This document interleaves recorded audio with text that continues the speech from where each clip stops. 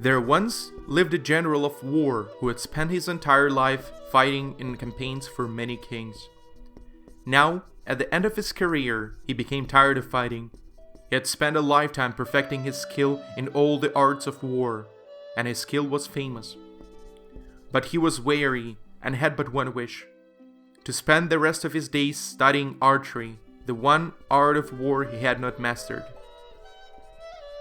The general didn't want to learn archery in order to be a better fighter, but rather to study and reflect. He had heard of master archers living in distant monasteries who spent a lifetime doing nothing else but perfecting their skills. Their life appealed to him, and so he retired from fighting and began to search for the master archers. After a long journey, the general found the monastery where the monks were devoted to archery. He entered the monastery and begged to join them and passed the remainder of his days on earth studying archery. For 10 years, that is what he did. Then, when he had perfected his skill as an archer, the chief of the monastery came to the general and said, "It is time to leave." The general was shocked and protested, saying that his life in the world outside the monastery was over. His only desire was to remain within the monastery walls and continue to meditate on the bow, the arrow, the target. The general argued and pleaded with the abbot, but the abbot was resolute. He insisted that the general must leave. To advance his skill, it was necessary for the general to go into the world and teach what he had learned. And so he left the monastery. Once outside, the general had nowhere to go. He decided to return to the village of his birth. It was a long journey over many lands, but finally he neared the village.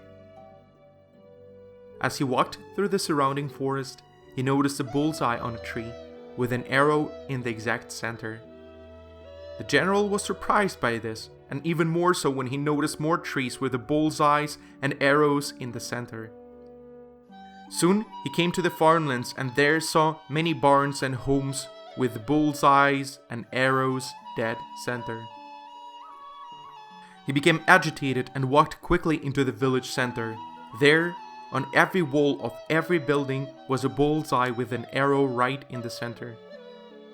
The peace he had gained from his years of monastic life was gone. He was indignant to find that after 10 years of study and reflection, there lived an archer more skilled than he. Quickly, he approached the elders of the town and demanded that the archer responsible for this perfection meet him at the edge of the town by the mill in 1 hour.